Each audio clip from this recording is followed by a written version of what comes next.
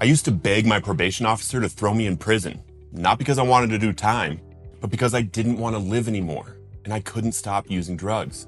I had completely given up on myself. I believed I would die an addict, and honestly, part of me was okay with that. But something happened that changed everything. Today, I wake up without cravings, without obsession. I don't even think about using. And it's not because I'm special or because I got lucky. It's because I changed my mindset.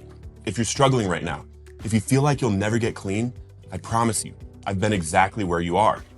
And in this video, I want to share the exact mindset shifts that help me overcome addiction forever. Because once you shift your mindset, everything changes. I didn't understand what was wrong with me.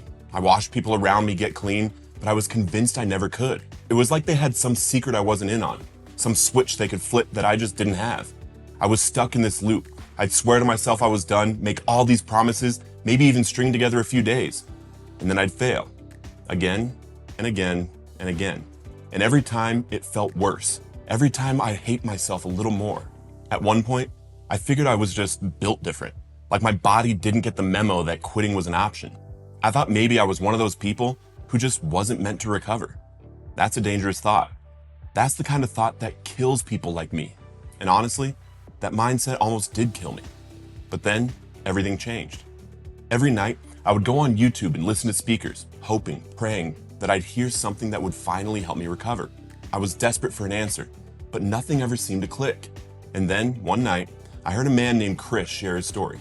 Something about the way he talked, it just hit different. He wasn't just saying, stay strong or one day at a time. He was raw, real, and he talked about something I'd never really heard before. Doing the 12 steps the way they were actually outlined in the big book and doing them fast. He talked about watching people get sober around him for years while he kept struggling. That was me. He talked about the obsession to drink and use being completely removed after doing the work. I'd never even considered that was possible. And then he laid out exactly what he did. He got a sponsor, he followed the steps as they were written, and he did them quickly.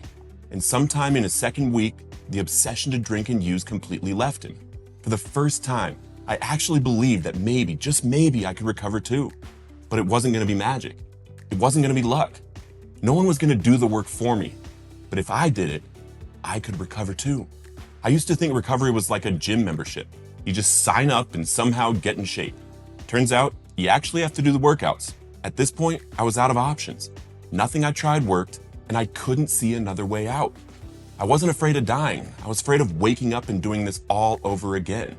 The same pain, the same failure, the same cycle. So I gave up. I stopped trying to control everything. I stopped pretending I had the answers. And for the first time in my life, I was truly willing to do whatever it took to get better. That's when I understood something I had heard 100 times but never really got. Faith without works is dead. It wasn't enough to hope things would change. It wasn't enough to pray for sobriety. If I wanted a new life, I had to take action. And this time, I was ready to do the work. The first few weeks of recovery were brutal. The cravings didn't just disappear overnight. My mind still tried to convince me that I needed something to take the edge off, that I wasn't built for sobriety. But this time, I had made a decision and I was all in. And I realized something strange. Whenever I was actually doing the work, I didn't want to drink or use. The second I picked up a pen and started writing, the cravings lost their power. When I was meeting with my sponsor, reading the big book, or making calls to people who were really helping me, my mind wasn't consumed with using. I had people around me who wouldn't let me fall back into my old ways. And for the first time, I had a plan. And it wasn't my own. I wasn't just hoping things would get better. I was actively working to make it happen. It was weird. I thought recovery was supposed to be this mystical spiritual experience, like the heavens would open up and sobriety would just descend upon me. But really, it was a lot of sitting down and writing about my resentments. But it worked. And every day I stayed committed, the obsession lost more and more of its grip on me. On day 25, I did my first ever fifth step. I laid everything out, the resentments, the fears, the mistakes I swore I'd take to my grave. And when I stepped out of my sponsor's 1983 mailman Jeep, something inside me had shifted. From day 26 on, I have never wanted to drink or use again. The obsession that had controlled my every thought for years was just gone. I can't fully explain it, but I knew I was free. That's when I realized something even bigger. This wasn't just about me. The more I focused on helping others, the stronger my own recovery became. Whenever I started to struggle, Instead of spiraling inward, I turned outward.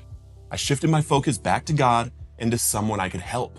And every single time I'm having a bad mental health day, I shift my focus to God, then to someone I can help, and it lifts again and again, 100% of the time. It turns out the best way to stay free is to help someone else get free. And that new life's purpose changed everything for me. Recovery didn't just happen once. I had to build a life that kept me moving forward. That meant developing daily habits that reinforced my mindset and kept me growing.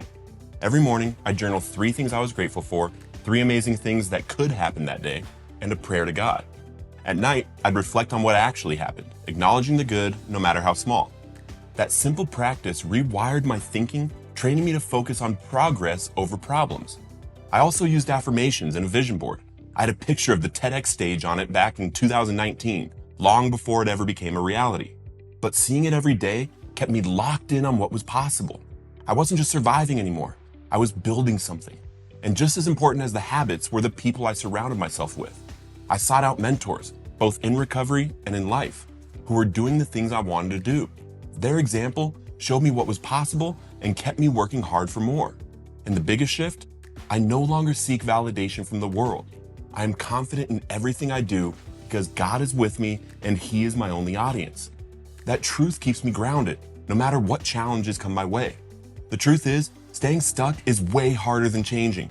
The pain of addiction, waking up every day, hating yourself, feeling hopeless, believing there's no way out, that's a prison. And I know because I lived it.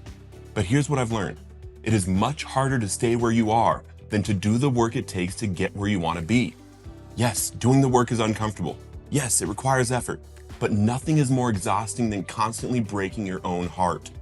If you're struggling right now, hear me. You are not too far gone.